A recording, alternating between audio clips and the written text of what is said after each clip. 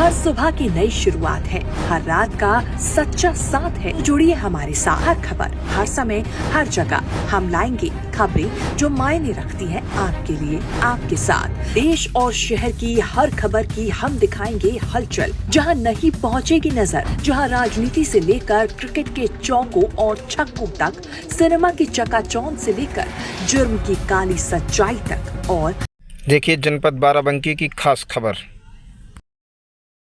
जो हाल ही का प्रकरण है एलयूसीसी का, एलयूसीसी जो आला अधिकारी बोल रहे हैं कि ये फर्जी तरीके से चल रही थी, फर्जी थी, जबकि कहीं भी प्रकार से फर्जी नहीं थी। सरकार का रजिस्ट्रेशन था, सरकार के सारे कागज थे, जीएसटी सरकार ले रही थी, सारी चीज़ें दी थी। यहाँ तक कि भारत सरकार का सबसे बड़ा फंड मैनेजर माननीय आर.के. शेट्टी जी, जो बहुत सारे कंपनियों का, चाहे एलआईसी को देख लिया जाए, चाहे अन्य जितने भी टॉप लेवल की कंपनियां हैं, उनका फंड मैनेज माननीय आर.के. शेट्टी जी कर रहे थे। इसका भी फंड मैनेज वो भी कर रहे थे और खुद भी बोले थे कि यहाँ पे लगाया हुआ एक एक पैसा पूरी तरह से सुरक्षित है।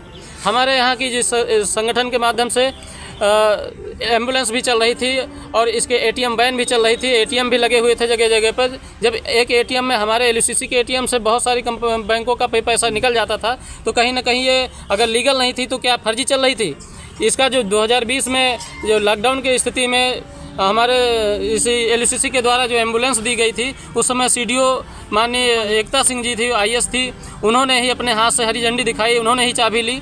तो ये उस समय सारी चीज़ें सही थी। आज फर्जी दिख रही हैं, सरकार बोल रही फर्जी है। किस तरह से फर्जी है? कहीं ना कहीं सरकार, अगर आज देखा जाए, जो भी गिरफ्तारियां भी हुई हैं वो छोटे एजेंटों की ही मात्र हुई हैं। कोई भी कंपनी का जो भी मेन उसके जिम्मेदार व्यक्ति हैं, जो इन्होंने पैसे का गमन किया है या पैसे का यूटिलाइजेशन किया है, उनमें से किसी की भी गिरफ्तारी नहीं हुई है। चाहे बाराबंकी के हेड रहे हों, चाहे ऊपर के कोई भी, चाहे सीएस तलपड़े जो फिल्म जगत से हैं, चाहे अमन वर्मा जी हों फिल्म जगत से हैं, वो सारे लोग इसमें प्रचार प्रसार का काम देख रहे थे। उसमें सारे के सारे अभी तक के फरार हैं। पिछले 1 महीने से ऊपर हो रहा है अपने बाराबंकी में, और ललितपुर में पिछला प्रकरण जो 4 महीने से ऊपर हो रहा चल रहा है, लेकिन आज तक किसी की गिरफ्तारी नहीं हो पाई। तो कहीं ना कहीं हम मान के चलते हैं कि सरकार पकड़ना नहीं चाह रही है, नहीं तो सरकार 24 घंटे में किसी को भी उखाड़ के निकाल के ले आ सकती थी, और सिर्फ निर्दोष एजेंटों को ही गिरफ्तार किया जा रहा है। ऐसे में पूरी तरह से मैं मानता हूं कि सरकार ही जिम्मेदार है, सरकार ही पे कार्रवाई नहीं कर रही है।